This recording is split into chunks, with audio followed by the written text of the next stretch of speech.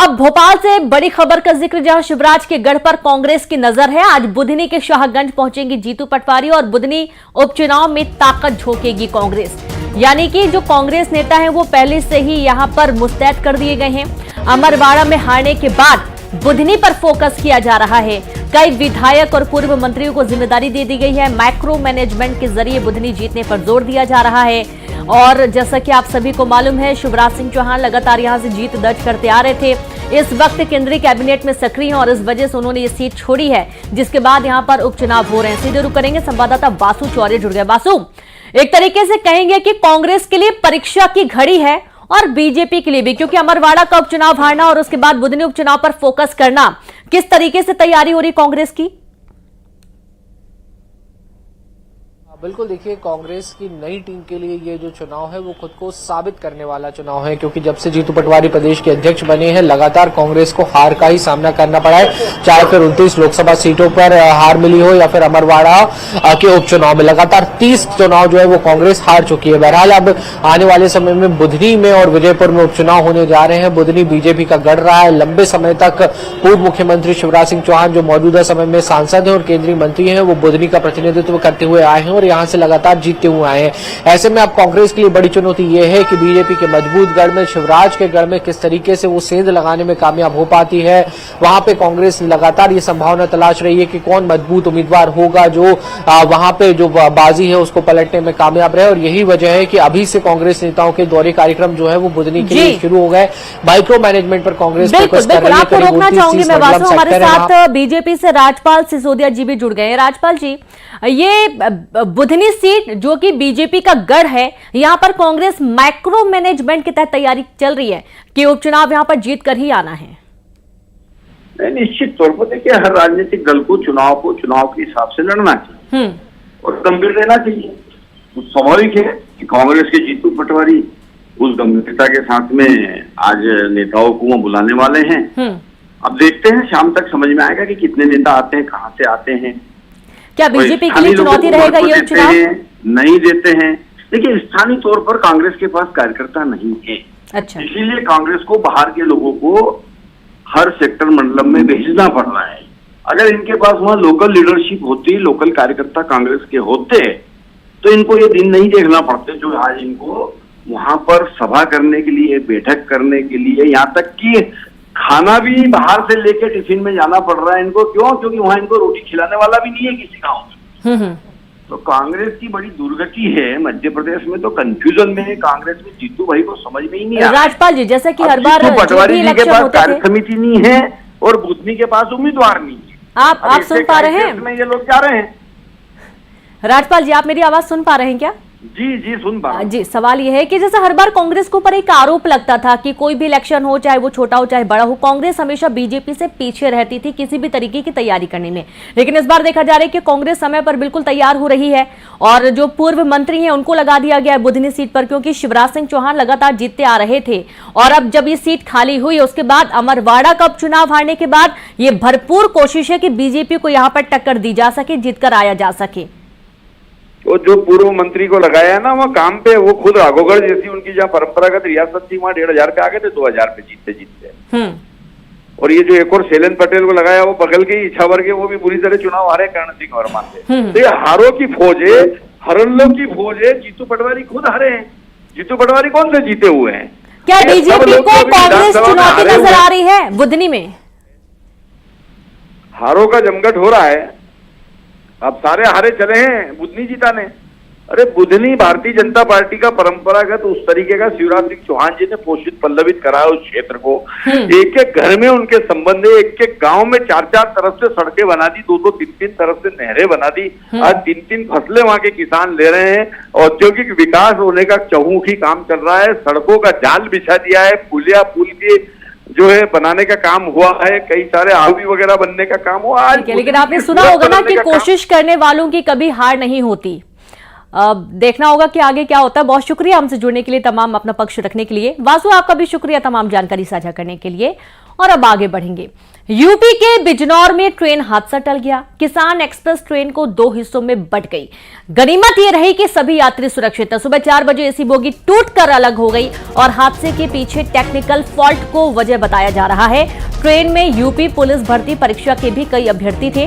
हादसा Seohara railway station पर हुआ है और वाकई में बहुत ही आश्चर्य की बात है कि ट्रेन का जो एसी बोगी है वो टूट गई और अलग हो गई और इस दौरान कई लोगों को काफी दिक्कतें भी उठानी पड़ी हैं। यूपी के बिजनौर का ये पूरा घटनाक्रम है जहां ट्रेन हादसा टला है। किसान एक्सप्रेस ट्रेन को 2 हिस्सों में ये बट गई है और सभी यात्री हालांकि सुरक्षित हैं। कोई हादसा नहीं हुआ कि किसी की जनहानि हुई हो या कोई जख्मी हुआ हो। सुबह 4 बजे का ये पूरा घटनाक्रम जब एसी बोगी टूटकर अलग हो गई और हादसे के पीछे टेक्निकल फॉल्ट को वजह माना जा रहा है। ट्रेन में यूपी पुलिस भर्ती परीक्षा के भी कई अभ्यर्थी सवार थे। हादसा स्योहारा रेलवे स्टेशन पर हुआ है।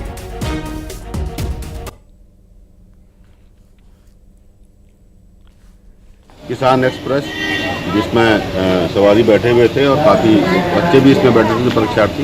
ये गाड़ी किसी टेक्निकल फॉल्ट के कारण 2 भागों में बट गई थी, जो स्योहारा स्टेशन पर रुकी हुई है। इसमें जो विद्यार्थी थे, जो अभ्यर्थी थे यूपी पुलिस परीक्षा वाले, इनको हमने बसों में लाद करके भिजवा दिया है, गंतव्य स्थान पर भेज दिया और रेलवे प्रशासन अलर्ट है और ये ट्रेन को जोड़ करके जल्दी ट्रेन को रवाना कर दिया जाएगा। वहीं राजधानी भोपाल के कमलापति रेलवे स्टेशन पर जीआरपी जवानों के साथ धक्का मुक्की का मामला सामने आया। दरअसल जीआरपी के जवान क्लब में बज रहा तेज डीजे बंद कराने पहुंचे थे, जहां मौजूद लोग जीआरपी जवानों के साथ भिड़ गए और उनके साथ धक्का मुक्की करने लगे। जीआरपी जवानों के साथ धक्का मुक्की का वीडियो वायरल हुआ है। गौरतलब है कि इस क्लब में इससे पहले भी हबीबगंज पुलिस के साथ मारपीट हो चुकी है।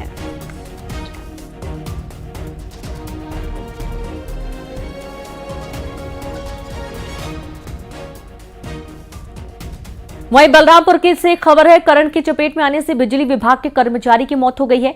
11 केवी की बिजली के तार की चपेट में आने से हुई मौत। रिपेयरिंग के दौरान करंट की चपेट में आया कर्मचारी की मौत से मातम पसरा हुआ है। वाड्रफ नगर पुलिस चौकी इलाके का ये पूरा मामला बताया जा रहा है। बड़ी जानकारी है बलरामपुर से, करंट की चपेट में आने से बिजली विभाग के कर्मचारी की मौत हो गई।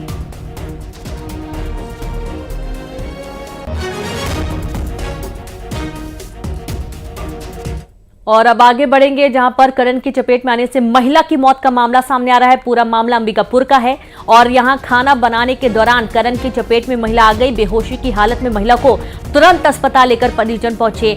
मेडिकल कॉलेज अस्पताल के डॉक्टरों ने महिला को मृत घोषित कर दिया। खाना बनाने के दौरान महिला करंट की चपेट में आ गई थी और इस दौरान महिला की मौत हो गई।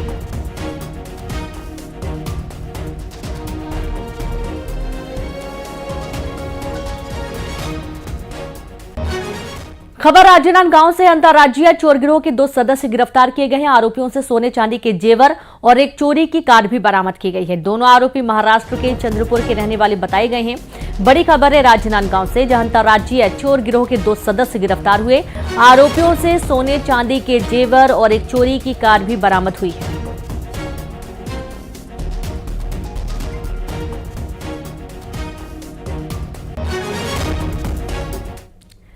और अब खबर रायसेन से, जहां मंडीदीप में मानसिक रूप से बीमार युवक ने जमकर उत्पात मचाया। पानी की टंकी पर चढ़कर ऊपर से बरसाए पत्थर और इस दौरान नाबालिग बच्ची को पत्थर लग गया। पत्थर लगने से बच्ची घायल हो गई। पुलिस थाने से लगभग 500 मीटर की दूरी पर यह ड्रामा चलता रहा, जहां पानी की टंकी के ऊपर चढ़कर एक युवक ने लोगों के ऊपर पत्थर बरसाना शुरू कर दिया और इस दौरान एक नाबालिग बच्ची जख्मी हो गई।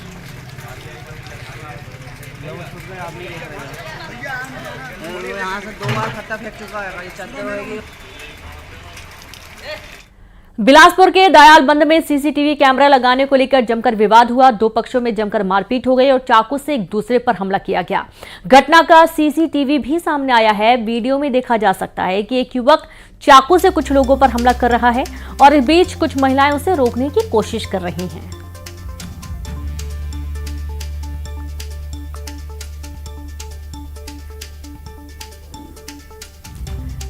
खबर कवर्धा से, जहां चोर ने दिनहाड़े कार से पैसे पार कर लिए। चोर ने कार से उड़ाए 2 लाख रुपए। सीसीटीवी में चोर की करतूत कैद हो गई है। आरोपी की तलाश में पुलिस जुट गई है। कोतवाली बस स्टैंड के पास की पूरी वारदात सामने आई है। बड़ी जानकारी है कवर्धा से, जहां चोर ने दिनदहाड़े कार से पैसे पार कर दिए। चोर ने कार से उड़ाए 2 लाख रुपए। सीसीटीवी में चोर की पूरी करतूत कैद हो गई। आरोपी की तलाश में पुलिस जुट गई है। कोतवाली बस स्टैंड के पास इस घटना को अंजाम दिया गया।